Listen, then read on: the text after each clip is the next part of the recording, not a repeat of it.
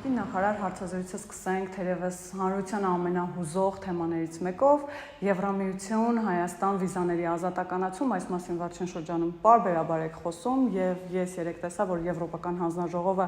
այդ իմաստով գործընթացի հետ կապված առաջին զեկույցն է փոխանցել Հայաստանին։ Ընդհանուր առմամբ կուզենամ հիմա նշեք, թե ինչ փուլում է գործընթացը, ուր է շարժվում, դրական դինամիկան ակնհայտ է, բայց նաեւ որոշակիորեն, եթե հնարավոր է, նաեւ ժամկետների մասին խոսենք, թե ինչ ժամկետներում եք պատկերացնում գործընթացի ավարտը նաև։ Եվրոպական միության հետ պիտի փաստեմ, որ բավական սերտ գործընկերություն ունենք այս պահին եւ Հայաստանը նորից եմ ուզում շեշտել, կարծում եմ դա միայն ու միայն դրական միտք է, որ միակ պետությունն է աշխարհում, ում հետ Եվրոպական միությունը ակտիվ երկխոսում է վիզաների ազատականացման հարցով։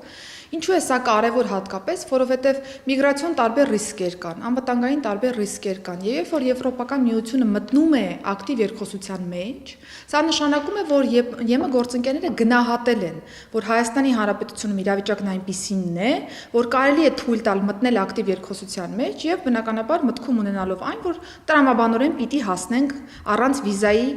Եվրոպական միության տարածք մուտք գործելու մեր նպատակին, ազատ տեղաշարժի նպատակին։ Մենք 2024 թվականի սեպտեմբերի 9-ին սկսեցինք, մեկնարկեցինք երկխոսությունը Եվրոպական միության հետ եւ դրանից հետո ռեկորդային սեմ ժամկետում Հայաստանը ստացավ գործողությունների ծրագիրը։ Ես ուզում եմ մի քանի կարևոր արձանագրում անել այս ամբողջ process-ի տեսանկյունից։ Առաջին կարևոր փաստն այն է, որ երբեք Հայաստանի Հանրապետության եւ Եվրոպական միության միջև այսչափ սերտ հարաբերություններ ձևավորված չեն եղել։ Երկրորդը այն է, որ այս հարաբերությունների համատեքստում մենք ռեկորդային սեմ ժամկետում ստացել են գործողությունների ծրագիրը։ Երրորդ կարևոր հանգամանքը փաստը, թե կուզեք այսպես ձևակերպեմ, այն է, որ մենք ստացել ենք այնպիսի գործողությունների ծրագիր, որը լիովին համահունչ է Հայաստանի Հանրապետության կառավարության բարեփոխումների օրակարգին։ Այսինքն մենք չենք ստացել այնպիսի գործողություն, որը պարտադրված է Եվրոպական միության կողմից եւ չի բխում Հայաստանի Հանրապետության կառավարության ռեֆորմային օրակարգից կամ Հայաստանի Հանրապետության շահերից։ Սա շատ կարևոր արձանագրում է, որովհետեւ եթե մենք չունենայինք այս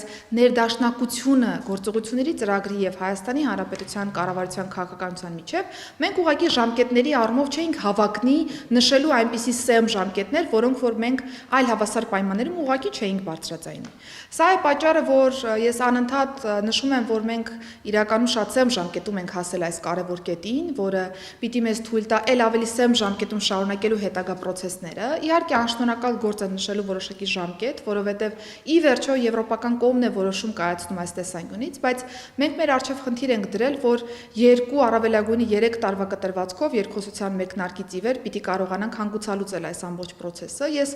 շատ իրատեսական եմ համարում այս գործընթացը։ Գործողությունների ծրագրում կան այնպիսի միջոցառումներ, որոնք եթե Հայաստանի Հանրապետության կառավարության բարեփոխումների օրակարգում չլինեին, այո, նույնիսկ 5, 6, 7 տարի կարող էին պահանջվել այդ միջոցառումները կատարելու տեսանկյունից։ Օրինակ, կենսաչափական համակարգը։ Եթե մենք միայն նոր սկսեինք խոսել կենսաչափական համակարգի ներդրման մասին, վստահեցնում եմ, որ իմ նշած ժամկետներն ուղղակի հարիր չէին լինի այս ամբողջ process-ին, բայց նույն առաջընթացի զեկույցում Եվրոպական միությունը նշում է, որ Հայաստանը առաջանցիկ տեմպեր ունի կենսաչափական համակարգի ներդրման ուղղությամբ, այսինքն արել ենք նույնիսկ ավելին, քան այս փուլում եվրոպացի գործընկերները ակնկալել են Հայաստանի Հանրապետությունից։ Եվ այսպես շարունակ, եւ որպես հայկական կողմի գլխավոր բանակցող ես պարբերաբար նշում եմ, որ մենք շարունակելու ենք հայկական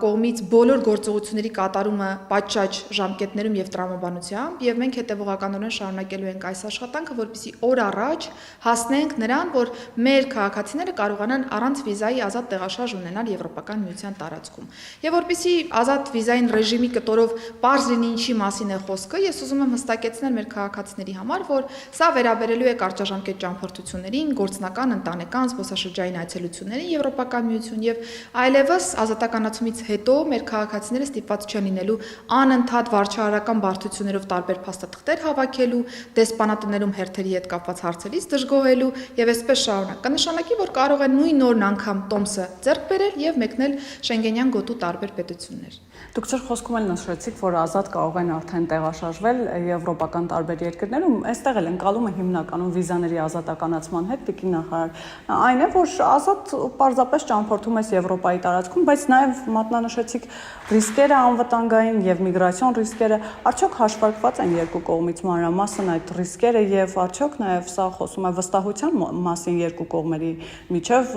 դուք էլ նշեցիք, որ Եվրոպական միությունը արդեն հաշվարկում է այդ ամենը եւ դրանով պայմանավորված նաև գործընթացն է առաջ շարժվում։ Միանշանակ երկու կողմերը պիտի շատ լավ հաշվարկեն իրենց բոլոր ռիսկերը եւ իրենց բոլոր առավելությունները։ Եվ երկու կողմերը հաշվարկել են դա։ Եվ բնական է, որ այս պայմաններում, երբ որ մենք խոսում ենք երկխոսության մեկնարկի մասին, դրանից հետո գործողությունների ծրագրի ստացման մասին եւ այնուհետեւ առաջընթացի զեկույցի մասին, սա նշանակում է, որ երկու կողմերը վստահության բարձր մակարդակ ունեն եւ փաստում են, որ սա որևէ ձևով որևէ վնաս չի հասցնելու Հայաստանի Հանրապետությանը կամ Եվրոպական միությանը եւ տարբեր ռիսկեր չի գեներացնելու։ Հակառակը, process-ն այնպես է գծագրված, որ մենք առաջին հերթին եվրոպական բարձր ստանդարտին համապատասխան ինստիտուցիոնալ լուծումներ ենք ունենալու Հայաստանի Հանրապետությունում, բարելավելով մեր քաղաքացու կյանքի որակը, եւ երկրորդը կարողանալու ենք ազատ շփման հնարավորություններ տալ մեր քաղաքացիներին, ամրապնդելով Եվրոպական միության անդամ պետությունների եւ Հայաստանի Հանրապետության քաղաքացիների կայուն կապերը, շփումները, որոնք կրթության, զբոսաշրջության, տարբեր էլեմենտներով հարուստ կլինեն այս տեսանկյունից, եւ ես կարծում եմ, որ մեր քաղաքացու առաջնային օգուտը այն է լինելու, որ ի վերջո արժանապատիվ ճամփորդության իրավունք են երաշխավորելու մեր քաղաքացիների համար։ Իսկ դա չի կարող նպաստել որոշակիորեն նաև արտագաղթին, այդ ռիսկը հաշվարկած է։ Տեսեք, դա ստանդարտ մանիպուլատիվ փաստարկն է, որը որ պարբերաբար հնչում է մեր հանրային տիրույթում, բայց ես ուզում եմ առաջին հերթին նախ արձանագրել, որ անկախ ՀՀ-ԵՄ հարաբերություններից առաջին տարին է 2025 թվականը անկախությունից ի վեր, երբ որ մենք արձանագրում ենք Հայաստանի Հանրապետության քաղաքացիների միգրացիոն դրական սալդո։ Այսինքն, մեր քաղաքացիներն ավելի շատ են մուտք գործել Հայաստանի Հանրապետություն, քան լքել են Հայաստանի Հանրապետության տարածքը։ 8660 Հայաստանի Հանրապետության քաղաքացի ավելի շատ է մուտք գործել Հայաստանի Հանրապետություն։ Հետևաբար խոսել արտագաղթի պայմանների մասին, անկախ վիզաների ազատականացումից մենք ուղղակի չենք կարող, որովհետև արդեն իսկ արձանագրում ենք ներգաղթ եւ պիտի խնամքով այս միտումները պահպանենք։ Սա կարևոր ձեռքբերում է Հայաստանի Հանրապետության համար, որովհետև այստեղ մի քանի հիմնական պատճառներ են, որոնք որ նպաստել են այս դրական սալդոին, նախ հաստատված խաղաղությունը։ Ամենակարևորը։ Սա կարևոր կոմպոնենտ է, որը որ ստիպել է մեր քաղաքացիներին ի վերջո գալ, մնալ Հայաստանի Հանրապետությունում եւ Հայաստանի Հանրապետությունն իրենց համար դարձնել որպես գրավիչ հանգրվան կետ, որտեղ որ կարելի է մնալ եւ իրենց կյանքը կապեն Հայաստանի Հանրապետության հետ։ Երկրորդը ռեֆորմային տարբեր փոփոխություններ են, որոնք որ տեղի են ունեցել Հայաստանի Հանրապետությունում։ Նկատի ունեմ տնտեսությունը, նկատի ունեմ զբոսաշրջությունը, նկատի ունեմ նույն ներքին անվտանգության ոլորտը, պաշտպանության բնագավառը եւ այսպես շարունակ։ Այսինքն ոլորտային բարեփոխումները եւս նպաստում են, որ վստահությունը դեպի Հայաստանի Հանրապետություն ավելի ամրապնդվի եւ մեր քաղաքացիներն ավելի շատ այցելեն Հայաստան եւ մնան նաեւ Հայաստանի Հանրապետությունում։ Այսինքն սա առաջին փաստն է, որը ես ուզում եմ արձանագրել անկախ վիզաների ազատականացման խոսակցության թեմայից, բայց երբ որ մենք արձանագրում ենք իրականում այսպիսի տեմպեր, սա մեզ համար էլ ավելի մեծ վստահություն է երաշխավորում, որ ավելի վստահ խոսենք եվրոպացի գործընկերների հետ, պնդելով, որ որևէ ձևով ազատ վիզային ռեժիմը չի կարող միգրացիոն տարբեր ռիսկեր գեներացնել եվրոպացի գործընկերների համար, եւ իրենք եւս հավաստիացել են սրանում։ Ինչու՞, որովհետեւ նախ մեկնարկել է երկխոսությունը, ստացել են ամբողջ տրամաբանական փաստաթղթերը, որոնք որ պիտի ստանան, եւ երկրորդը ռեադմիսիոն process-ում մենք շատ ակտիվ համագործակցում ենք գործընկերների հետ։ Այսինքն, եթե Շենգենյան գոտու տարածքում հայտնվում են անկանոն միգրացիոն հոսքերի արդյունքում քաղաքացիներ, Հայաստանի Հանրապետության քաղաքացիներ Եվրոպական միության տարածքում, մենք միանգամից արձանագրում ենք այդ դեպքերը, արձագանքում ենք գործընկերների հայտերին եւ ունենք 90%-ից ավելի դրական հայտեր եւ սա նաեւ եվրոպացի գործընկերների մոտ վստահություն է ձևավորել, կարող եմ շատ հանգիստ արձանագրել սա, որ եթե որևէ քաղաքացի անկանոն միգրացիոն հոսքի արդյունքում հայտնվի Եվրոպական միության տարածքում, ապա Հայաստանի Հանրապետությունը հանձնառու է հետ ընդունել իր քաղաքացուն։ Սա կարևոր արձանագրում է եւ հենց այսպիսի քայլերն են, որ թույլ են տվել մեր եվրոպացի գործընկերներին արձանագրելու, որ Հայաստանի Հանրապետության դեպքում արտագաղթի ռիսկեր չկան, որովհետեւ կա ներգաղթ եւ երկրորդը Հայաստանի Հանրապետությունը ցանկացած անկանոն միգրացիոն հոսքին ճիշտ եւ գրագետ արձագանք է տալու։ Հարցը կարող է աբսուրդային թվալ, բայց գործընթացը անշրջելի է, տիկին նախարար, նկատի ունեմ, օրինակ ուժեր կան, արխիվում ընտրություններ են, ուժեր կան, որոնց համար առաջնահերթություն չէ Եվրամիության հետ հարաբերությունների կարգավորումը, վիզաների ազատականացումը։ Մենք կարող ենք ենթադրել, որ այդ ուժերը գալով կարող են հետ քայլ ապահովել։ Քաղաքական կամք այնուամենայնիվ եւ այսպես ասած նաեւ ջանք պահանջվում է այս գործընթացի համար։ Թե գործընթացը արդեն այնքան կայացած է, որ իր հունով գնալու է։ Գիտեք, քաղաքական կամքը ամենակարևոր բաղադրիչն է այս ամբողջ գործընթացում, որովհետև եթե Հայաստանի Հանրապետությունը չունենար քաղաքական հանձնառություն,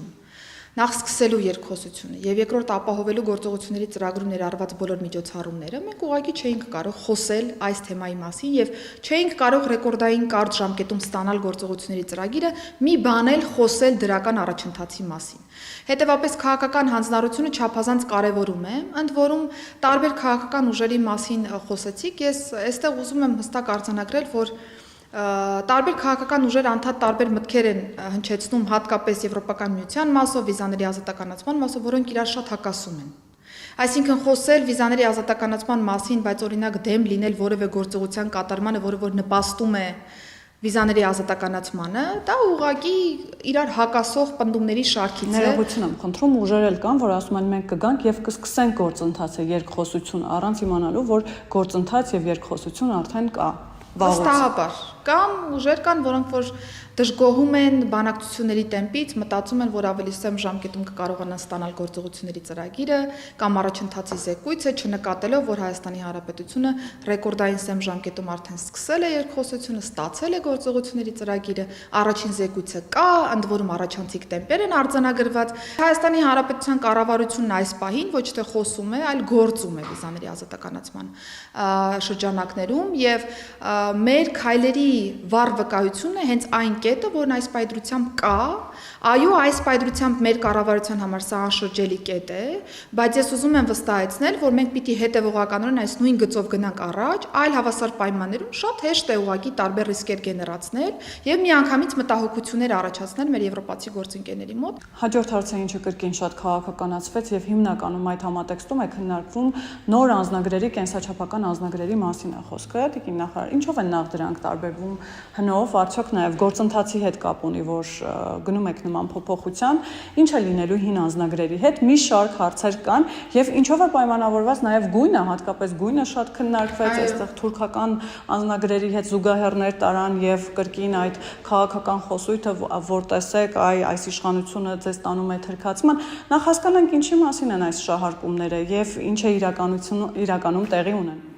Տեսեք, առհասարակ Հայաստանի Հանրապետությունում տեղի ունեցող ռեֆորմները ես ուզում եմ տարանջատել վիզաների ազատականացման թեմայից, որովհետև մենք առաջին հերթին ռեֆորմ անում ենք մեր քաղաքացու համար, մեր քաղաքացու կյանքի որակը բարելավելու համար, արժանապատիվ ճամփորդություն երաշխավորելու համար եւ որ ամենակարևորներից է նաեւ անձի ինքնությունը ավելի բարձր ստանդարտով երաշխավորելու համար։ Եվ բնականաբար սա կնպաստի վիզաների ազատականացմանը, որովհետև նույն գործողությունների ծրագիրը, եթե նայենք, կարևոր բաղադրիչներից մեկը հենց կենսաչափական փաստաթղթերն են, կենսաչափական համակարգի ներդնումն է եւ ես պատահական չէ, որ ասում եմ առաջանցիկ տեմպեր ունենք, որովհետեւ Եվրոպական միությունը այս փուլում պիտի գնահատեր միայն օրենսդրությունը։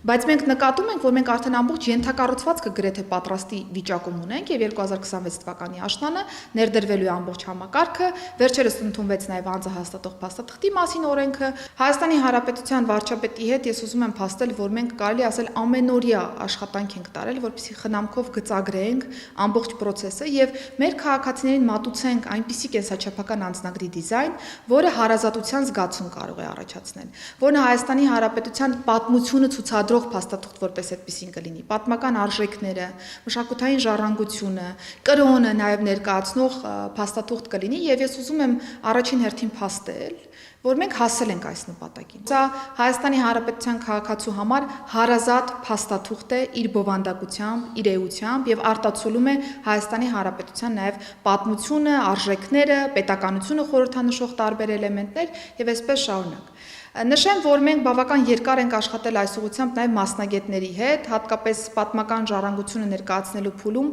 տարբեր մասնագետների հետ խորհրդակցել ենք, որպեսզի այնպես ներկայացնենք պատկերները, ընդհանուր արժեքաբանությունը մեր փաստաթղթում, որպեսզի որևէ շեղում իրական պատկերից չունենանք։ Իհարկե, հանրայնացումից հետո լսել ենք տարբեր կարծիքներ, որոնք հաշվի ենք առնելու միանշանակ, տարբեր էլեմենտներ կան նուրբ դետալներ, որոնք բնական է, որ տպագրական տարբերակում արդեն հաշվի կառնենք եւ կիմպլեմենտացնենք։ Ինչու եմ սա ասում, որովհետեւ մենք Հանրապետության վարչապետի հետ ներկայացրել ենք էսքիզային տարբերակը, այսինքն ուզել ենք վառ տարբերակով ցույց տալ այն բոլոր պատկերները, որոնք որ երևալու են մեր փաստաթղթում, բնական է, որ այդ պատկերները տպագրական փուլում արդեն պիտի ադապտացվեն տպագրական տեխնոլոգիային, գունային այլ համադրություն պիտի ունենանք պրակտիկորեն եւ այսպես շարունակ, բայց վստահեցնում եմ, որ նուրբ դետալներ, որոնք որ պիտի շատ ավելի ներդաշնակ Երևան վերջնական տարբերակում, դրանք անպայմանորեն տեղ կգտնեն վերջնական փաստաթղթում։ Ինչ վերաբերում է գույնին, կարելի է ամեն ինչում ինչ որ մի էլեմենտ գտնել եւ սկսել քննարկել, բայց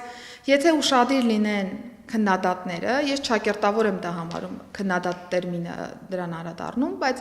Եվրոպական միության ամբողջ տարածքում գերակշիռ գույնը հենց բուրգունդյան կարմիր երանգն է, դրա տարբեր երանգները կան, որոնք որ ընտրվել են Եվրոպական միության անդամ պետությունների անձնագրերի համար։ Ընդ որում ոչ միայն Եվրոպական միության տարածքում, ամբողջ աշխարհում շատ ու շատ են այնպիսի օրինակները, որտեղ որ կարմիրի տարբեր երանգներ են ընտրվում եւ դրանով պայմանավորել ինչ որ մի քաղաքականություն կամ դրանով փորձել նեգատիվ քող գցել այս ամբողջ process-ի, դա ես ուղղակի լուրջ չեմ վերաբերում այդ խոսակցություններին, որովհետեւ բավարար է միայն պարզ Google համակարգով որոնում իրականացնել եւ կտեսնեն մեր քաղաքացիները, թե որքան շատ է տարածված այս երանգը եւ եթե մենք նաեւ վիզաների ազատականացման տրամաբանության մեջ ենք դիտարկում, բնական է, որ ընտրել ենք այնպիսի երանգ, որը շատ ավելի համապատասխան է եվրոպական ստանդարտին եւ այս երանգով գնալու ենք առաջ, այնպես որ այստեղ ես կարծում եմ, որ մենք միայն ու միայն պիտի ուրախ լինենք, որ փորձում ենք ել ավելի բարձր նշաձողեր սահմանել մեզ համար, ստանդարտին համապատասխանելու տեսանկյունից եւ վստահաբար մեր քաղաքացին, երբ որ նույնիսկ կշոշափի առաջին անգամ 2026 թվականի աշնանը կենսաչափական նոր անձնագիրը կնկատի, որ որևէ համադրելու բան նույնիսկ մենք Հայաստանի Հանրապետությունում չունենք։ Իսկ ինչ է լինելու հին անձնագրերի հետ, որոնք ժամկետի մեջ են դեռ։ Դա էլ է շատ մտահոգում հանրությանը։ Այո, մենք գնացել ենք ավելի մեմ ճանապարհով, այսինքն չենք պարտադրելու, որ որևէ վերջնաժամկետում մեր քաղաքացիները պիտի անպայմանորեն փոխեն եւ ստանան նոր անձնագիր, թողել ենք ամարտահայտությանը 2026 թվականի աշնանը, երբ որ ցանկություն ունենա որևէ քաղաքացի դիմելու եւ ստանալու այս փաստաթուղթը, պիտի նկատի ունենա ուղղակի, որ դիմելով եւ ստանալով բուրգունդյան կարմիր երանգի անձնագիրը իր կապույտ երանգի ստանդարտ անձնագրերը վերադարձնելու է Հայաստանի Հանրապետությանը եւ դրանք ճանաչվելու են անվավեր։ Եվ նաեւ ուզում եմ մի հարցի են անդրադառնալ այս համատեքստում, որովհետև շատ նաև քննարկում են, որ այ մենք ունեինք կենսաչափական համակարգ, կենսաչափական անձնագիր, սա ինչի համար է, ինչ է սա տալու մեզ եւ այսպես շարունակ։ Ես առիթ ունեցել եմ նշելու, բայց նորից եմ ուզում շեշտել եւ կարծում եմ սա կնպաստի, որ այս խոսակցությունները գնալով դառնան առարկայազուրկ այն տրամաբանության մեջ, որ մենք կենսաչափական համակարգ Հայաստանի Հանրապետությունում չենք ունեցել։ Այո, անվանումով դեկլարատիվ մեր քաղաքացիներին տրամադրվել են կենսաչափական անձնագրեր, բայց դրանք որևէ աղերս չունեն միջազգային ստանդարտին համապատասխանող կենսաչափական համակարգի հետ, եւ այսօր, երբ որ մենք աշխատում ենք կենսաչափական համակարգի ներդրման ուղղությամբ, մենք իրականում բոլորովին այլ պատկեր ունենք։ Մեր քաղաքացին կարող է նկատել միայն դիզայնը, բայց վստահեցնում է, որ դիզայնից մինչև անվտանգություն բավական երկար ճանապարհ կա եւ նույնիսկ պարզունակ հարցերից մինչև ամենաբարդ թվացող բովանդակային անվտանգային հարցերը մեր տեսադաշտում են եւ մենք խնամքով բոլոր էլեմենտներին վերաբերում ենք եւ մեզ համար անվտանգությունն է առաջնային։ Այսինքն, երբ որ մենք խոսում ենք կենսաչափական համակարգի մասին, եթե դրա հետևում հետնամասում չկա անվտանգային բարձր ստանդարտ, դա չի կարող համարվել ուղղակի կենսաչափական ճիշտ գծագրված փաստաթուղթ։ Եվ այստեղ է, որ մենք ամբողջ ջանքը ուղղել ենք հենց նրա վրա, որ հետնամասում, back office-ում մենք կարողանանք երաշխավորել այնպիսի ենթակառուցվածք, որը որևէ հարց չի առաջացնի եւ Հայաստանի Հանրապետությունը կդիտարկվի որպես հուսալի պետություն, ում թողարկած կենսաչափական փաստաթուղթը վստահելի է եւ սահմանապահ տարբեր ծառայությունների հետ առնչվելիս տարբեր պետություններում մենք կարողանանք անխոչնդոտ ուղղակի հատել տվյալ պետության սահմանը։ Ընդ որում, երբ որ ես խոսում եմ ամենապարզունակ հարցերի մասին, մեր քաղաքացիները առաջին հերթին կարող են բարձրաձայնել այն մասին, որ օրինակ շատ հեշտ է մաքրվում, ջնջվում անձնագրի այս պայծրությամբ շապիկին արկա զինանշանը, կամ էջերը իրարից կարող են նույնիսկ պոկվել, սահմանային կետերում տարբեր կարող են խնդիրներ ունենալ։ Ես ինքս անձամբ տարբեր խնդիրների բախվել եմ իմ անձնագրով, երբ որ հատել եմ այլ պետության սահմանը,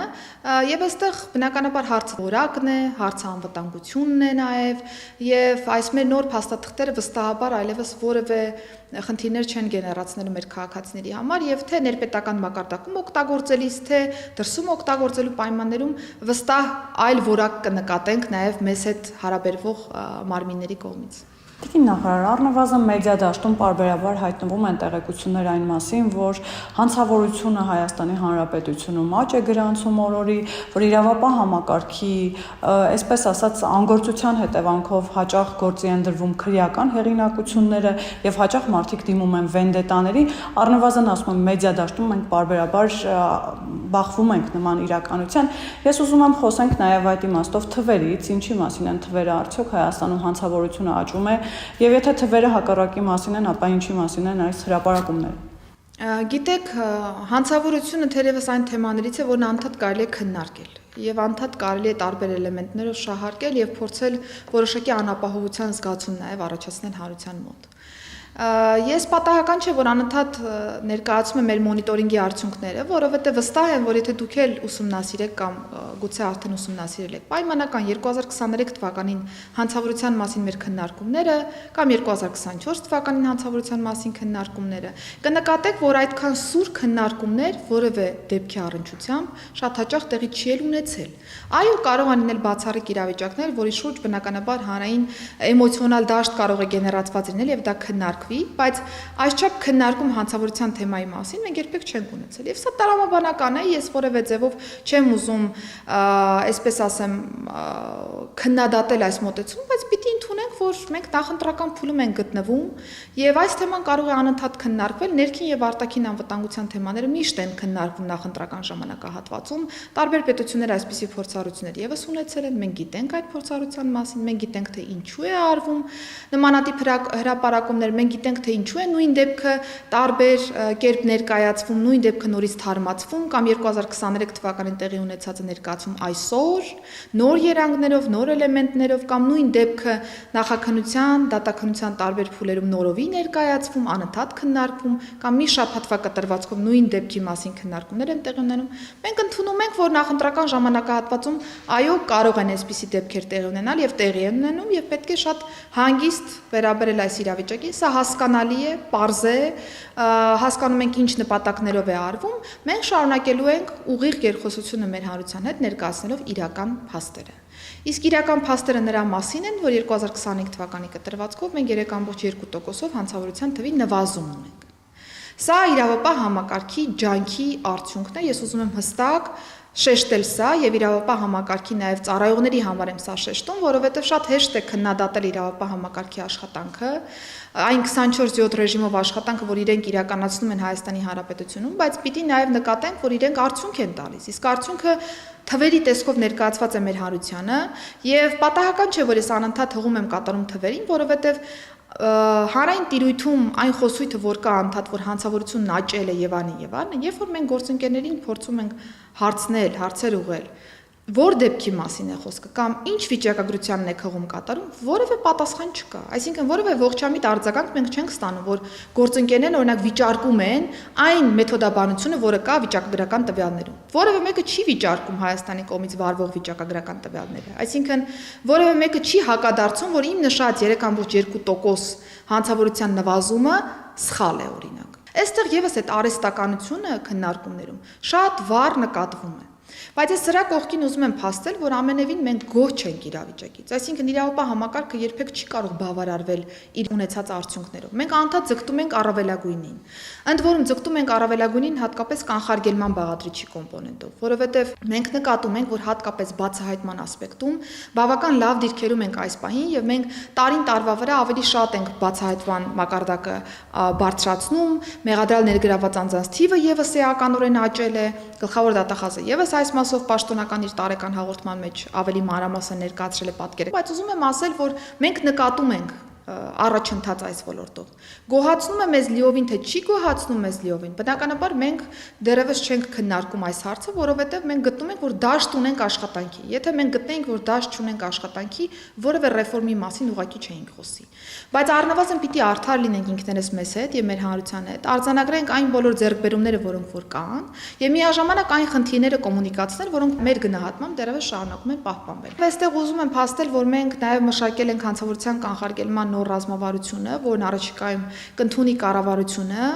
արդեն վերջնականացման փուլում են գտնվում եւ այնտեղ իրերը կոչված են իրենց անուններով։ Այսինքն, երբ որ մենք խոսում ենք կանխարգելման մասին, շատ հեշտ է ուղղակի ասել, ինչու չկանխարգելեցիք այս հանցագործությունը։ Բայց երբ որ մենք գնում ենք դեպի խորքը, ուզում ենք հասկանալ, թե կանխարգելումը իրենից ինչ է ենթադրում, մենք նկատում ենք, որ հանրության մի մասնիկից սկսած մինչև իրավապահ համակարգի վերջին աշխատող անելիք ունի այս ամբողջ գործընթացում։ Եվ այստեղ ոչ թե ինչ որ մեկի պատասխանատվության բեռը մյուսի վրա տեղափոխելու մասին է խոսքը, այլ ուղղակի պատասխանատվության ճիշտ ծավալ ֆիքսելու մասին է եւ հետեւողականորեն արդյունք երաշխավորելու մասին է եւ այստեղ պիտի ազնիվ լինենք կրկին մեր հանրության հետ եւ նկատենք, թե ով ինչպիսի պատասխանատվության դաշտ ունի, ումից ինչ է կախված այս ամբողջ process-ում, որպեսզի արդյունքը բոլորիս համար լինի գոհացուցիչ եւ նորից եմ ուզում շեշտել, որ Հայաստանի Հանրապետությունում մենք 3.2% նվազում ունենք հանցավորության եւ մենք գնալու ենք հետեւողականորեն այս արդյունքը պահպանելու ճանապարհով, ընդ որում երբ որ մենք օրինակ ինքներս հենց մենք բարձրաձայնում ենք, որ թմրամիջոցների մասով ունենք տարբեր արձանագրումներ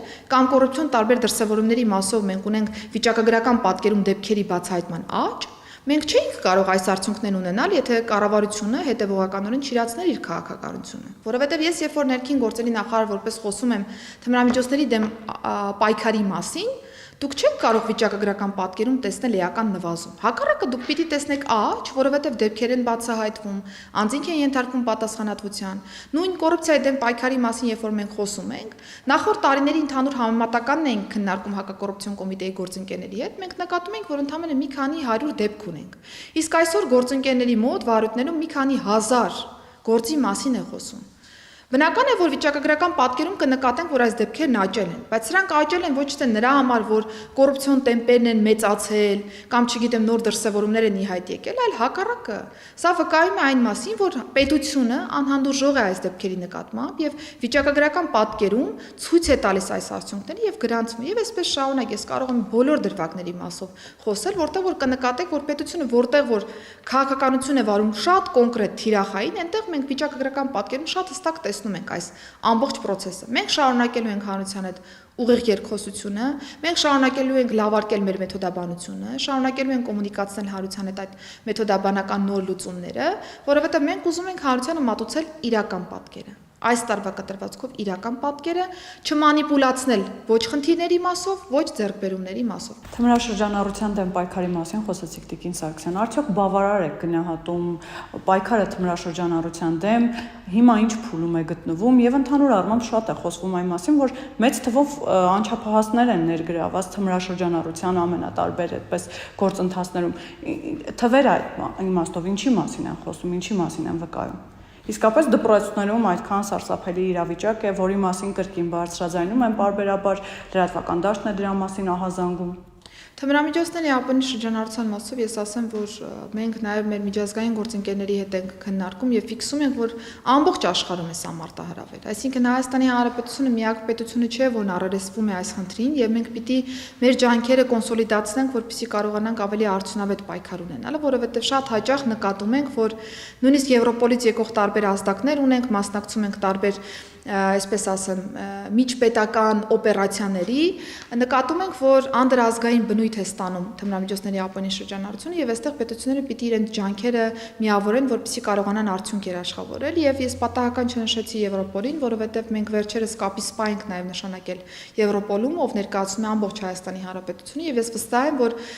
կապի սպան օպերացիոնալ կամուրջ կլինի մեր Եվրոպոլի եւ ԵՄ անդամ պետությունների միջեւ, որպեսզի այս անդրազգային հանցավորության էլեմենտները կարողանանք շատ ավելի արդյունավետ կերպով թիրախավորել եւ բացահայտել։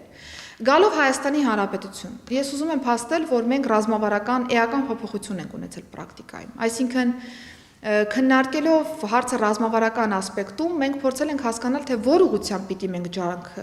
առավելապես ներդնենք, այսինքն ինչ մեթոդաբանություն պիտի ընդունենք այս տեսանկյունից, որովհետև հավատացեք, պետության ռեսուրսներն էլ չեն անծայրածիր, մենք պիտի հասկանանք, թե որն է արդյունավետ պայքարի միջոցը։ Եվ հատկապես քրեական ոստիկանության ուժերը մենք կենտրոնացրել ենք թմրամիջոցի ներմուծման եւ արտադրության շղթայի վրա, որպեսզի մեծ խմբաքանակները կարողանան բացահայտել, առգրավել, դուրս բերել շրջանառությունից, որպեսզի հետագայում դրանք տասնյակ հազարավոր մանր դեպքերի չվերածվեն եւ հետո մենք հերոսաբար օրինակ հաղթահարենք այդ տասնյակ հազարավոր մանր դեպքերը եւ սկսենք դրանք բացահայտել։ Եվ մենք նկատում ենք, որ այս ռազմավարական մոտեցումը ամբողջ իրավապահ համակարգի տեսանկյունից ռեալ արդյունք է տվել։ Անցած տարի մենք առգրավել ենք շուրջ 768 կիլոգրամ ապօրինի թմրամիջոց, որը 80%-ով ավելին է, քան 2024 թվականի արդյունքն է եղել։ Նույնը նաև սինթետիկ թմրամիջոցների մասով է, անցած տարի շատ ավելի մեծ խմբաքանակ ենք սինթետիկ թմրամիջոցներ առգրավել, քան 2024 թվականի կտրվածքով։ Ուզում եմ ասել, որ ռազմավարական ճիշտ մոտեցման արդյունքում մեր պետությունը ոչ թե գնում է արհեստականորեն գեներացված փոքր թվերը բացահայտելու հետևից, այլ միանգամից խնդիրն ավելի մեծ տրամաբանության մեջ է դիտարկում եւ միանգամից կանխում է ներմուծման շղթան, արտադրության շղթան, կոտրում ենք այդ շղթաները եւ ավելի մեծ խմբաքանակ ենք հանում ապօրինի շրջանառությունից։ Իհարկե պարեկային ծառայությունը, համայնքային ոստիկանությունը, ոստիկանության գվարդիան փոքր չափաբաժինների հետևից գնում է եւ դրանք արձանագրում ենք, բայց մենք առավելապես կենտրոնացած ենք մեծ խմբաքանակի վրա, որպեսզի պետությունը ռեալ արդյունք կարողանա ցույց տալ եւ ռեալ արդյունք ունենանք պրակտիկորեն։ Մենք շարունակելու ենք այս ուղղությամբ աշխատանքը եւ իրավապահ համակարգը շարունակելու է այսչափ կառուցողական տրամաբանության մեջ գնալ թմրամիջոցների ապօրինի շրջանառության դեմ պայքարի հետևից։ Ինչ վերաբերում է անչափահասներին, ես կարծում եմ, որ սա եւս պատահական չէ, որ թմրամիջոցների ապօրինի շրջանառության թեման անդադ փորձում ենք էմոցիոնալ առումով կապ տալ անչափահասների հետ, բայց կրկին, չոր փաստերը ինչի մասին են, հետո կանրադառնամ բովանդակությանը։ 2025 թվականի կտրվածքով մենք արձանագրել ենք 6 դեպք, երբ որ անչափահասները ներգրավված են եղել թմրամիջոցների ապօրինի շրջանառության շրջանակներում։ Անցած տարիների կտրվածքով դեպքերը չեն գերազանցում նույնիսկ 1 տասնյակ։ Եթե նկատենք տեղեկատվական աղմուկը, որը որ կա, եւ փաստական տվյալները, մենք տեսնում ենք, որ անցած տարվա կտրվածքով 6 դեպք ենք ունեցել եւ եթե նախորդ տարիների նաեւ փորձառություն էլ դիտարկենք, կրկին 1 տասնյակը չգերազանցող դեպքերի մասին ենք խոսում, բայց ես ուզում եմ անդրադառնալ նրան, որ մեզ էլ է շատ հետաքրքիր։ Այ երբ որ օրինակ հանրային տիրույթում կա այդ խոսակցությունը, որ թմրամիջոցները պտտվում են դպրոցներում, թմրամիջոցների շրջանառության մեջ անչափահասների ավելի մեծ թվակազմ կա ներգրաված եւ այսպես շարունակ, դա որ դեպքի մասին է։ Եվ մենք հետեւողականորեն յուրաքանչյուր գրառման հետևից գնացել ենք։ Ես հստակ հանձնարարական եմ տվել ոստիկանությանը ուսումնասիրելու յուրաքանչյուր գրառումը եւ գրառման հեղինակին խնդրելու, հորդորելու, տալ կամ օպերատիվ տվյալ, այսինքն կերաշխավորենք անանունությունը եւ դրա հիման վրա process կապահովենք, կամ ուղիղ հաղորդում ներկայացնելու ոստիկանությանը։ Ես հավաստիացնում եմ, որ մենք այս մեր շուրջ 1 տարվա քաղաքականության արդյունքում 0 հաղորդում եւ 0 օպերատիվ տվյալ ենք ունեցել այն գրառման հեղինակներից, որոնք որ մեդիա տիրույթում անընդհատ փորձել են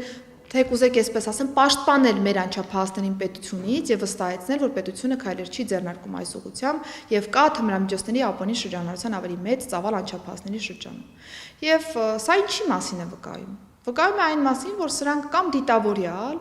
կամ ոչ դիտավորյալ խոսակցություններ են, այսինքն ես առիթ ունեցել եմ ասելու, մենք պիտակավորում ենք, փորձում ենք պիտակավորել մի ամբողջ սերնդի, որը որ որևէ աղերս չունի մեր ընկալումների, մեր քննադատությունների, մեր քննարկումների հետ։ Եթե ես ասում եմ դե յուրե,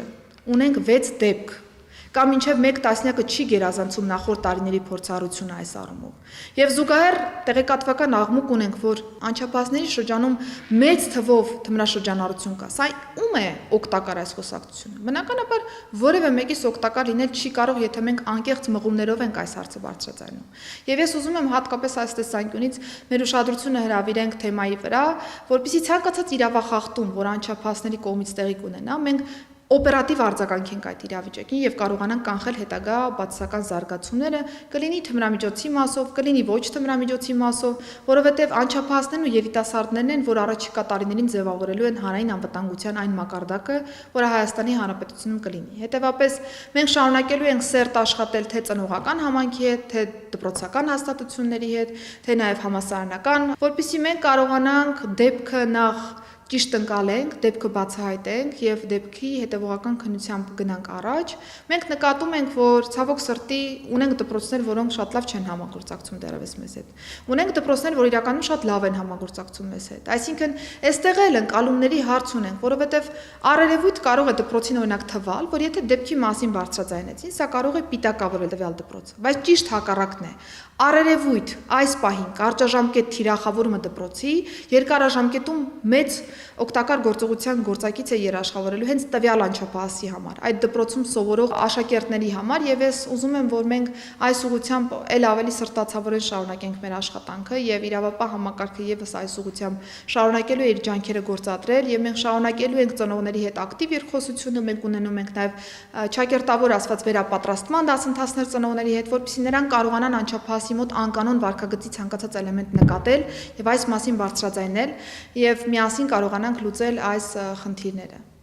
Սա է իրական պատկերը։ Միաժամանակ կուզենամ անդրադառնանք եւ ոստիկանական գվարդիային, որը ի վերջո իրականություն է եւ արդեն քանի ամիս է գործում է, նախ կուզենամ հասկանալ, թե ինչ փոփոխություն է իր հետ բերել գվարդիան եւ քիչ չէ թիրախում նաեւ բարեկային ծառայությունը։ Նախ ընդհանուր առմամբ շատ են շահարկումները, որ ոստիկանները օր-օրի գնալով շատանում են, ոստիկանների աշխատավարձը բարձրանում է, իդեպ քաղաքական ուժեր կան, որ այս օրերին պարբերաբար այդ մասին խոսում են եւ ոչինչ չեն անում, հասկանանք թե ինչ են անում նույն բարեկային ծառայողները բացի երթևեկության կանոնակարգումից նաեւ արդյոք զբաղված են հանցավորության բացահայտմամբ եւ քանի որ ՃՏՊ-ների մասին էր հաճախ խոսվում, այդ իմաստով կուզենամ էլի անդրադառնանք թվերին, ինչ պատկեր ունենք հիմա զոհերի թվի առումով, նկատի ունեմ ավելացել են, նվազել են եւ վերջին շրջանում շատ ենք տեսնում, որ վթարների ժամանակ առնվազն տարական անվտանգային կանոնները պահպանված չեն, հատկապես երեխաների դեպքում։ Այդ իմաստով ինչ քայլեր եք պլանավորում, որպեսզի նաեւ կանխարգելիչ միջոցառումներ ձեռնարկեք։ Ոստիկանության գվարդիայի մասով ծառայությունը նոր է ձևավորված 2025 թվականի նոյեմբերի 1-ից եւ կարծում եմ այս կարճ ժամանակահատվածում, երբ որ մենք դիտարկում ենք այն աշխատանքը, որը տարվել է ոստիկանության գվարդիայի կողմից, դրական ազդակներ ունենք։ Շուրջ 500 հանցագործության դեպք է բացահայտել ոստիկանության գվարդիան։ Նկատում եմ սառը զենքի հայտնաբերում, թմրամիջոցների հայտնաբերման դեպքեր, զուգահեռաբար տարբեր իրավիճակներում նաև կանխարգելիչ աշխատանքներն է ուժեղացրել ոստիկանության գվարդիան։ Եթե մենք օրինակ անցած տարի խոսեինք այս թեմայով եւ ոստիկանության գվարդիայի կողքին դնեինք հանցագործության բացահայտման նույնիսկ եզրութաբանությունը, կարող էր ուղղակի խելագարության կանխավարկածի տրամաբանության մեջ ինչ-որ խոսակցություն թվալ։ Բայց ես ուրախությամբ եմ արձանագրում, որ ոստիկանության գվարդիան այլևս շատ սինխրոն աշխատում է ոստիկանական համակարգում որպես ոստիկանության կարևոր հենասյուն, որը իր առջև դրված խնդիրներից չի տարանջատում նաև ոստիկանության մնացյալ ստորաբաժանումների առջև դրված խնդիրները։ Եվ եթե պրակտիկորեն առնչվում են հանցագործության դրվագի, դրանք բացահայտվում են, դրանք ընթացքավորվում են եւ բնականաբար արդեն մյուս ստորաբաժանումները տալիս են պատշաճ ընթացք այս իրավիճակներին։ Ոստիկանության գվարդիայի հետ կապված ես ուզում եմ նաև բարձրաձայնել այն մասին, որ ծառայողները նաև քաղաքացիների կյանքեր փրկելու process են ապահովում։ Ունենք անչափահասներին նաև փրկելու հետ կապված դրվագներ, նույնիսկ հանցագործին փրկելու հետ կապված դրվագ ունենք։ Այսինքն, այստեղ ցանկացած էլեմենտ, որը մենք խոսում ենք եւ որը որ բնութագրական պիտի լինի պատշաճ պրոֆեսիոնալ ոստիկանին, մենք ոստիկանության գվարդիայի աշխատանքներում նկատում ենք այդպիսի դրսևորումներ։ Ես ուրախությամբ եմ արձանագրում որպես ներքին գործերի նախարար, որ իրականում ոստիկանության գվարդիան անցնում է տրանսֆորմացիայի կարևորագույն փուլ։ Հավատացեք, շատ դժվար է ոստիկանության զորքերի նախկին աշխատակցից պահանջել այն բոլոր գործառույթները, որոնք այս պայդրությամբ դրված են ոստիկանության գվարդիայի առջև։ Բայց ես ուզում եմ փաստել, որ գվարդիայի հրամանատարից սկսած բոլորը շատ մեծ ոգևորությամբ քննարկում են այն նոր գործառույթները, այն նոր պրակտիկ, այսպես ասեմ, էլեմենտները, որոնք որ կան գործնականում եւ մենք հետեւողականորեն պիտի պահպանենք այս բոլոր արդյունքները եւ վստահ լինենք, որ այն խոսույթը, որը որ կա, որ ոստիկանության գվարդիան նոր անվտանգային երաշխավոր է պրակտիկորեն, մեր քաղաքացին պիտի կարողանա ամբողջ ծավալով զգալ։ Այսօր էլ արդեն այդ արդյունքները կան, ես ուրախությամբ եմ սա արձանագրում, բայց մենք պիտի սա համարենք որպես միայն դրական ազդակ։ Այսինքն մենք շատ ավելի խստապահանջ ենք մեր նկատմամբ, մեր ակնկալիքների նկատմամբ եւ դրական ազդակը պիտի վերածվի ինստիտուցիոնալ կայուն գործելավոճի ոստիկանության գվարդիայի առումով։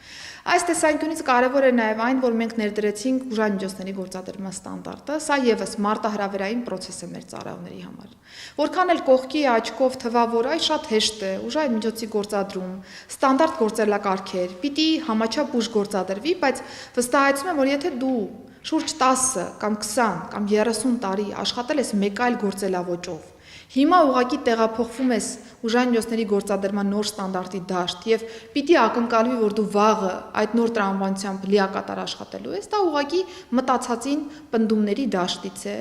եւ մենք ունենք այդ հանձնառությունը մեր ծառայողների հետ միասին անցնելու այս բարդ ճանապարհը եւ ուժային միջոցի գործադրման ստանդարտը դարձնելու մարմնի հիշողության մաս, որպեսզի մեր աշխատակիցներն արևից չմտածեն, որ իրավիճակում ինչպես պիտի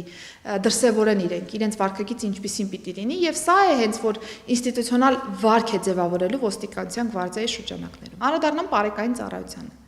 Բարեկային ծառայության մասով վստահաբար տարբեր դժգոհություններ կարող են առաջ գալ, քննադատություններ, բայց ես ինքս երբ որ ուզում եմ գնալ քննադատությունների դեպի խորքը եւ հասկանալ թե ինչպիսի հարցերի մասին է խոսքը, ինստիտուցիոնալ խնդիրներ կան, պրակտիկ տարբեր խնդիրներ կան, թե միգուցե խիստ վարչարարության հետևանք են այդ դժգոհությունները, ես ուզում եմ արձանագրել հետեւյալը. Բարեկային ծառայությունը կայացած ինստիտուտ է Հայաստանի Հանրապետությունում այլևս։ Ինստիտուցիոնալ այնպիսի լուծումներ կան, որոնք այլևս արմատացած են, անշրջելի լուծումներ են, եւ սա շատ կարեւոր նվաճում է Հայաստանի Հանրապետության եւ Հայաստանի Հանրապետության քաղաքացու իրավունքների տեսանկյունից։ Այն բոլոր հարցերը, որոնք անդադ քննարկվում են, դրանք ես ուզում եմ փաստել, որ ինստիտուտի կատարելագործման, լավ արկման, տեղիք տվող հարցեր են, որովհետեւ որևէ մեկը այլևս չի հիշում, որ ճանապարհային ոստիկանության դեպքում մենք քննարկում էինք կոռուպցիոն տարբեր դրսևորումներ, ընդ որում համատարած կոռուպցիոն տարբեր դրսևորումներ։ Եվ երբ որ այսօր մենք բարձրաձայնում ենք, որ օրինակ բարեկային ծառայողը ձերբակալել է իրեն կաշառք առաջարկած անձին, ծառայության ձևավորման առաջին օրերին դա կարող է ինչ-որ արտասովոր բան թվալ։ Այսօր դա հերթական լուրն է, որը նախարարության հանրային հաղորդակցության շրջանակներում մենք տարածում ենք, կոմունիկացնում ենք հանրության հետ, եւ որևէ մեկը չի էլ մտածում, որ այլ կերպ պիտի լիներ։ Որպես նախարարության տեսանկյունից քաղաքականության մշակման համար պատասխանատու անձ, ես կարծում եմ, որ սա շատ կարևոր նվաճում է Հայաստանի Հանրապետության համար, որովհետև մենք արձանագրում ենք, որ համակարգային կոռուպցիա այլևս չկա բարեկային ծառայությունում։ Հակառակը մեզ համար շատ սովորական է դարձել, որ կոռուպցիոն տարբեր դրսևորումներում ներգրաված տարբեր քաղաքացիներ կարող են ձերբակալվել հենց ոստիկանի կողմից եւ ներկայացվել նախաքննական մարմին։ Այո, մենք պիտի ավելի լավացնենք մեր շփումները ծառայողների։ Այո, պիտի շատ ավելի լավ վարչարարական process երաշխավորվի։ Այո, հանցավորության դեմ պայքարը պիտի շատ ավելի արդյունավետ կարողանան ծառայողները մատուցել։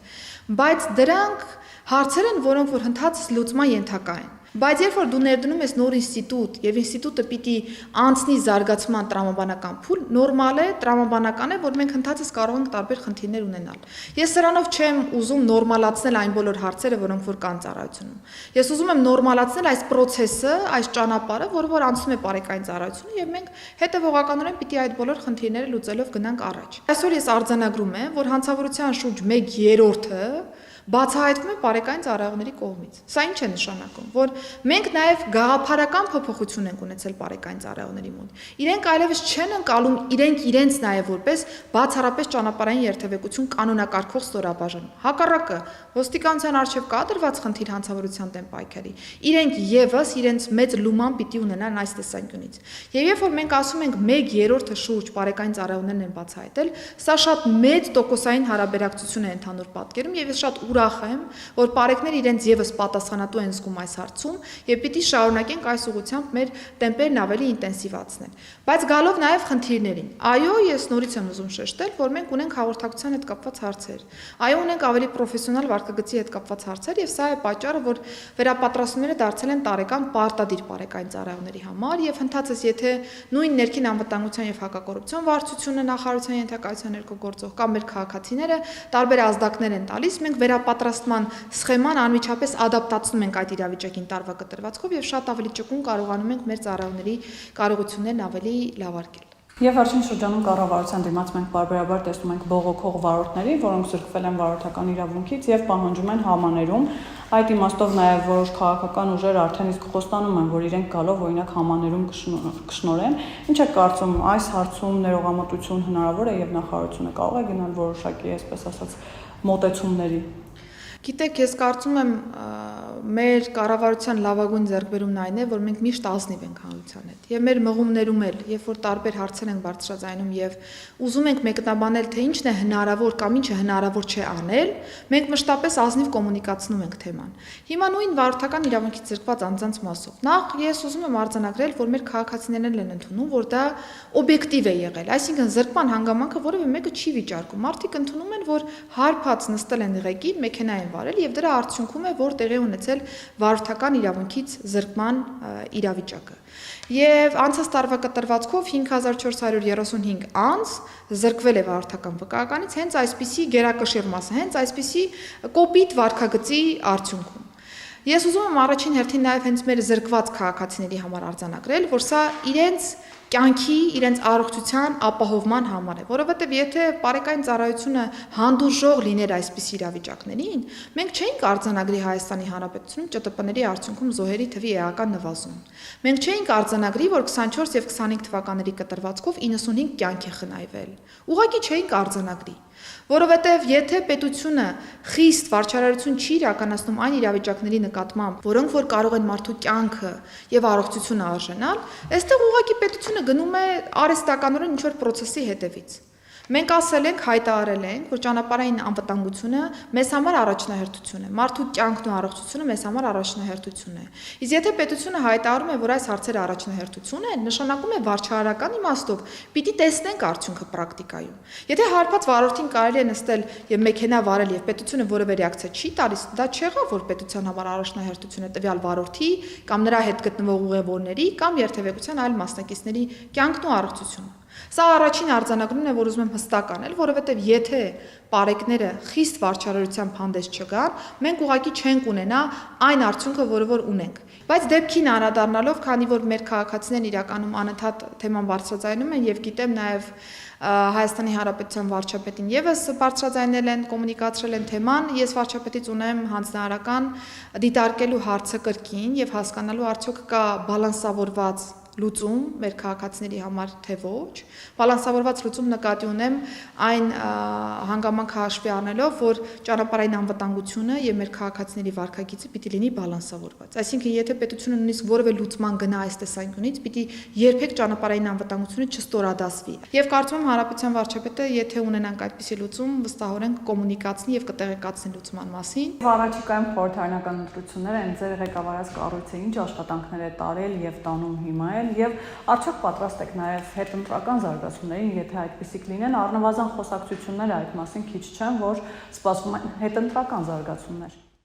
Ներքին գործերի նախարարության մանդատը բնականաբար բավական մեծ է այս տեսանկյունից։ Մի կողմից ունենք միգրացիա եւ քաղաքացիության ծառայության կողմից կարևոր ֆունկցիոնալ ապահովման ենթակա, վստահ եմ գիտեք, որ նախնական ընտրացուցակները հրապարակված են, այժմ ճշգրտման աշխատանքներ իրականացվում եւ այլև այլ նաեւ դիմումներ ունեն քաղաքացիներից եկող եւ առաջիկայում նաեւ կհանրայնացնենք վերջնական ցուցակները։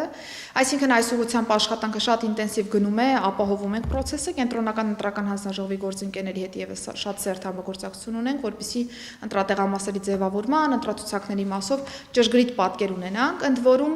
ընտրացուցակների ճշգրտման փուլում մենք նաև մեծ աշխատանք ենք տարել ճիշտ հասցեների ֆիքսման մասով կամ մահացածներին ցուցակից դուրս բերելու աշխատանքների մասով եւ այստեղ կարեւորում է միգրացիա եւ քաղաքացիության ծառայության եւ ոստիկանության համատեղ աշխատանքը, որը որ եղել է եւ արդյունավետ կերպով է եղել, պիտի փաստեմ։ Ինչ վերաբերում է ոստիկանությունը բնականաբար այդ օրերին ունի հասարակական կարգի եւ անվտանգության ապահովման կարևորագույն ֆունկցիա, բոլոր ընտրատեղամասերում բնականաբար տեղակայված կլինեն ոստիկանները, ընտրատեղամասերը կհանձնվեն նաեւ պահպանության, նաեւ անցած փորձառությունների հիման վրա բոլոր ընտրատեղամասերի տեսախցիկների, տեսաձայնագրությունների եւս ուղիղ ռեժիմով հասանելի կլինեն նախարարությանը, որպեսզի մենք եւս հետևենք ամբողջ process-ին եւ խախտումների դեպքում դրանց անմիջապես արձագանք տանք։ Կարևոր է նաեւ այն, որ այս պայծառ ուղղությամբ ոստիկանությունը շարունակում է օպերատիվ աշխատանք տանել ընտրական process-ի տարբեր իրավախախտումներ եւ հանցագործություններ բացահայտելու ուղղությամբ։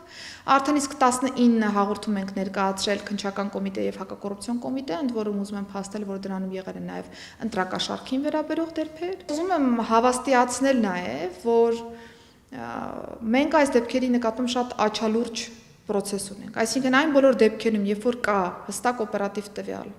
կամ ունենք ռիսկային անձանց շրջանակ, որոնց մասով որ կրկին ունենք օպերատիվ տվյալ, իրավապահ համակարգը գնացել, գնում եւ գնալու է այդ դեպքերի հետևից։ Եվ դրանք բոլորը պատշաճ կերպով փաստաթղթավորվելու է եւ արձանագրվելու են եւ կարծում եմ հակակոռուպցիոն կոմիտեն առաջիկայում նաեւ մեր ներկայացրած հաղորդումների հիման վրա կհանրայնացնի այս դրվագները,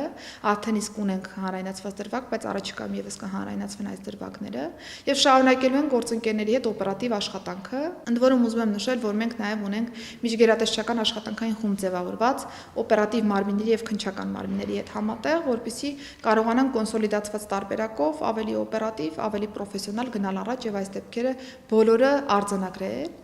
Ունեցել ենք նաև ոստիկանության մասով քննարկումներ կապված տարբեր կազմակերպչական հարցերի հետ, որովհետև վստահ եմ գիտակցում ենք, թե որքան մեծ ռեսուրս է անհրաժեշտ լինելու այդ օրերին հատկապես իրավիճակը պատշաճ կերպով ապահովելու համար, դրանք եւս հնդածած դիտարկվում են, մեր հաշվարկները կատարում ենք, որպեսզի պրոֆեսիոնալ ձևով ապահովենք այդ օրերի process-ները եւս։ Ինչ վերաբերում է հետընտրական զարգացումներին, տեսեք, ես կարծում եմ, որ Հայաստանի Հանրապետությունում այլևս ազատ եւ արդար ընտրությունների կայացման փաստը անշրջելի է եւ այս ժամանակահատվածում եւս այդպիսի ընտրություն ենք ունենալու եւ այդպիսի ընտրություններ ունենալու պայմաններում հետընտրական տարբեր զարգացումները պարզապես արհեստական process-ներ են լինելու։ Այո, նմանատիպ օպերատիվ տվյալներ, նմանատիպ տարբեր հարցեր առաջ եկել են մեր տեսադաշտում, այսինքն ունենք նմանատիպ տվյալներ, բնականաբար իրավապահ համակարգը պատրաստ է դրան, որևէ բան անհասկանալի կամ նոր չէ մեզ համար, այս ընթացքում էլ բավական տարբեր process-ներ եղել են, դրանք բոլորը մեր թիրախում են, մեր դիտակետում են եւ ցանկացած ոչ իրավաչափ վարքագծի կամ ցանկացած ինչ-որ process-ի պատրաստ է իրավապահ համակարգը եւ գնալու է այդ process-ները ճիշտ եւ պատշաճ կերպով կառավարելու ճանապարհով։ Եվ վերջում գիտեմ, որ չարաշահում եմ ձեր ժամանակը արդեն, բայց ինչ եք կարծում, հանրային ընկալումներում որևէ բան փոխվել է, վերաբերմունք առհասարակ փոխվել է ձեր ղեկավարած կառույցի հետ կապված, ոստիկանի հետ կապված, այսօր քաղաքացին կաշկանդվածություն ունի որևէ խնդրի դեպքում դիմել ոստիկանություն, դիմել իրավապահ համակարգին, մենք գիտենք, որ քիչ չեն դեպքերը, երբ այդ երկաթյա վարակույրը կա եւ մարդիկ կաշկանդված են կամ առնվազն վախենում են դիմել ոստիկանություն, մտածում են, որ իրենց խնդիրը լուծվելու փոխարեն կարող է կրկնապատկվել, այսօր այդ խնդիրները կան։ Ես իհարկե իմ դիրքերից շատ սուբյեկտիվ կլինի որևէ գնահատականներ տալ, դրա համար խոսքս կկառուցեմ հենվելով փաստերի վրա, կրկին, որովհետև փաստերն են ամենախոսուն ապացույցները այս տեսանկյունից։ Մենք վերջերս հանրայնացրեցինք ԵԱՀԿ-ի կողմից անկախ փորձագիտական հարցման արդյունքներ, որտեղ որ ոչ թե նախարարության կողմից, այլ անկախ փորձագիտական կազմակերպության կողմից իրականացվել էր հարցում, ընդ որում դիտարկվել էր թե ներքին գործերի նախարարության նկատմամբ վստահության մակարդակը քաղաքացիների կողմից եւ թե նաեւ ոստիկանության գործընկերները բացառել են այնպիսի կարծիքների հաշվառումը եւ հաշվարկը ընդհանուր հանրագումարում, որտեղ որ կամ ոստիկանի են օրինակ զանգահարել կամ ոստիկանի հարազատի կամ որևէ բարեկամի կամ ծանոթի են զանգահարել, այսինքն դրանք ամբողջովին դուրս են բերվել ընդհանուր հարագումարից, որպեսզի պատկերը շատ ավելի մաքուր լինի, ճակերտավոր։ Եվ ես ուզում եմ փաստել, որ այդ հարցման արդյունքներով աճել է ներքին գործերի նախարարության նկատմամբ վստահության մակարդակը, աճել է ոստիկանության նկատմամբ վստահության մակարդակը, ընդ որում զուգահեռ նորից փաստական տվյալ որպես 2026 թվականի փետրվարին հանրայնացվեց նաև Միջազգային հանրապետական ինստիտուտի կողմից հարցումները, կրկին ոստիկանության նկատմամբ վստահության մակարդակը աճել է,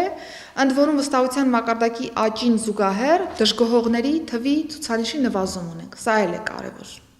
Այսինքն ունենք աճ, բայց զուգահեռ այն անձինք, ովքեր կամ չեն կողմնորոշվել նախորդ հարցումներով, կամ դժգոհ են եղել ոստիկանության կամ նախարարության աշխատանքից, այսօր նրանց թիվը գնալով նվազում է։ Հիմա սա փաստական տվյալներն են, եւ ես սրա վրա կառուցելով խոսքս ուզում եմ նշել, որ ես չեմ կարող ասել այլ բան, քան այն, որ այո, ներքին գործերի նախարարության ոստիկանության նկատմամբ հանրային վստահությունն աճել է, եւ սա այլևս փաստ է։ Սա ցույց է տալիս թե այս հանրային հարցման արդյունքները եւ թե նաեւ քաղաքացիների հետ մեր շփումները, որովհետեւ հանրային տիրույթից դուրս կա նաեւ քաղաքացու հետ ուղիղ շփում ի վերջո եւ մեր քաղաքացիները նաեւ տարբեր առիթներով թե դրական արձանագրումներն են փոխանցում եւ թե նաեւ այն բոլոր դժգոհությունները կամ խնդիրները, որոնք որ օբյեկտիվորեն արձանագրված են։ Հիմա սրա կողքին ես բավարար համարում եմ մեր աշխատանքը թե ոչ, իհարկե ես դեռևս չեմ կարող բավարար համարել մեր աշխատանքը, որովհետև ով է ասել, որ 61% կամ 75% գոհունակության ցուցանիշը բավարար է։ Ոչ։ Ես նորից եմ ուզում շեշտել, որ մենք շատ հավակնոտ նպատակներ ենք մեր առջև դրել եւ ներքին գործերի նախարարության ձևավորումը, ոստիկանության կառուցվածքի փոփոխությունը մեզ պիտի թույլ տա հասնել առավելագույն բարձր արդյունքին հանրության հետ վստահության տեսանկյունից, որովհետեւ ինչու ենք մեկնարկել մենք ռեֆորմները առհասարակ, որովհետեւ կար հստակ խզում հանրություն ոստիկանություն հարաբերությունների միջև։ Չկար այն վստահությունը քաղաքացիներից դեպի ոստիկանություն եկող, որ թույլ կտար մեզ որպես իրավական պետություն ասելու, որ այո, ոստիկաններն իրականացնում են իրավաչափ process եւ մեր հանրությունը վստահում է ոստիկանությանը։ Դրա համար էր մենք իրենք այս անդունդը, ջրբաժանը շատ հստակ ընդգծված հատկապես մինչեւ ոստիկանության ոլորտի բարեփոխումների մեկնարկը։ Այս տրամաբանության մեջ, այո, խնդիրների հետ մեկտեղ ունենք մենք վստահության բավական բարձր մակարդակ քաղաքացիներից եկող եւ ես ուզում եմ փաստել, որ մենք անընդհատ խոսում ենք հանրություն քաղաքացի վստահության մասին, կապի մասին, մեր ոստիկանների առօրյա աշխատանքն է նաեւ, որ ձևավորում է այս մակարդակը։ Որովհետև նույն ոստիկանության գվարդիայի ձևավորման ժամանակ ես հստակ մեր ծառայողներին ասել եմ, որ մեր նպատակը որպես պետություն քաղաքացուն պետությունից պաշտպանելը չէ, կամ պետությունը քաղաքացուց պաշտպանելը չէ։ Մեր նպատակը քաղաքացուն պաշտպանելն է պետության միջոցով։ Եվ քաղաքացին պիտի զգա, որ կա պետություն, ով պաշտպանում է իր իրավունքները, ընդ որում թե այն քաղաքացին, ում իրավունքները խախտվել է, եւ թե այն քաղաքացին, ով որ խախտել է մյուս անձի իրավունքները։ Այսինքն մենք պիտի բալանսավորված այս երկու թևերը կարողանանք պաշտպանել եւ օբյեկտիվ պատկեր ձևավորել հանրային ընկալումներում։ Եվ վերջում գիտեմ, որ շատ տեղ եք տալիս նաեւ կանանց համակարգում։ Ինչ պատկեր ունենք նաեւ այդ իմաստով եւ ինչ փոփոխություն են իրենց հետ բերում կանայք։ Արդյոք հետաքրքրվածությունը համակարգով, ոլորտով կանանց մոտ էլ գնալով բարձրանում է։ Ինչ է փոխվում այս իմաստով նաև հանրային ընկալումներում։ Իրականում բավական աճել է նաև համակարգում առհասարակ ներքին գործերի նախարարության համակարգում կանանց ներկայացվածությունը եւ ես ուզում եմ փաստել, որ մենք ոչ թե արհեստականորեն գնում ենք երկու սեռերի ներկայացվածության ճանապարհով, այլ հասկանում ենք դրա բովանդակությունը, որովհետեւ հատկապես ոստիկանական աշխատանքի տեսանկյունից մենք պիտի ընդունենք, որ երկու տարբեր սեռերի ընկալումները եւ դրանց կոլեկտիվ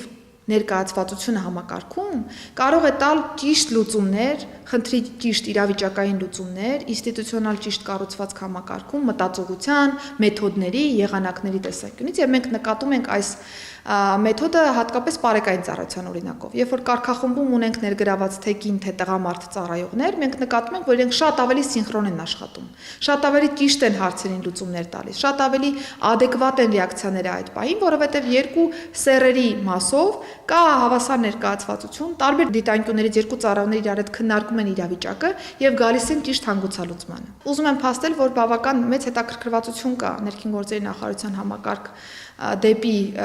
կադրերի տեսանկյունից, որովհետև վերջերս նաև գործատուների շրջանակներում հարցումներ են իրականացրել եւ ներքին գործերի նախարարությունը հայտնվել է Հայաստանի Հանրապետության ամենագրավիչ 50 գործատուների շարքում, ընդ որում կրկին անկախ փորձագիտական քննարկմամբ է եղել այս գնահատումները եւ կարծում եմ սա եւս դրական ազդակ է մեր հանրությանը եւ նաեւ մեր հանրությունից դեպի ՆԳՆ եկող վստահության տեսանկյունից կարևոր ցուցիչ է, որ ցանկություն կա համակարգ տեղավորվելու եւ համակարգում աշխատելու, իրենց նպաստը բերելու Հայաստանի Հանրապետության քաղաքացուն մատուցվող ծառայությունների տեսանկյունից եւ պիտի շարունակենք այս ուղղությամբ աշխատանքը, որովհետեւ կրկին, քանի որ երբ որ մենք խոսում ենք կարծրատիպերի մասին, կարծրատիպերը մեկ օրում չես կարող կոտրել։ Երկար, հետևողական, սրտացավ աշխատանքի անհրաժեշտ եւ ես ուրախությամբ եմ փաստում, որ մենք կարելի ասել որոշակի տեղաշարժ ունենք այս տեսանկյունից եւ թե տղամարդ գործընկերներն են պատրաստական ընդունելու կին ծառայողների համակարգ եւ կին ծառայողները եւս ցանկություն ունեն աճելու, զարգացնելու իրենց կարիերան եւ հայտնվելու նաեւ ղեկավար պաշտոններում։ Ունեցել ենք ղեկավար պաշտոններում նշանակումներ, թեև ոչ այն թվով է ինչ որ ակնկալիքը կա, բայց ես սրա կողքին չեմ ուզում մոռանանք, որ մենք չենք գնում արհեստական ներկայացվածության ճանապարհով նորից եմ շեշտում։ Եթե կան կին ծառայողներ, որոնք պատշաճ իրականացնում են իրենց առջև դրված խնդիրները եւ արժանի են նշանակման, վստահաբար կնշանակվեն։ Եթե կան տղամարդ ծառայողներ, որոնք որ արժանի են կոնկրետ պաշտոնում նշանակման, նրանք պիտի նշանակվեն տվյալ պաշտոնում։ Այսինքն արժանին պիտի նշանակվի կոնկրետ պաշտոնում, անկախ սեռից, իհարկե, այստեղ պիտի գնանք նաեւ բալանսավորված որոշակի լուծումների հետևից, որպեսզի իմ ասած կոլեկտիվ ինտելեկտի, կոլեկտիվ տրամաբանության լուծումները մենք կարողանանք առավելագույնս քաղել եւ օգտագործել պրակտիկայում։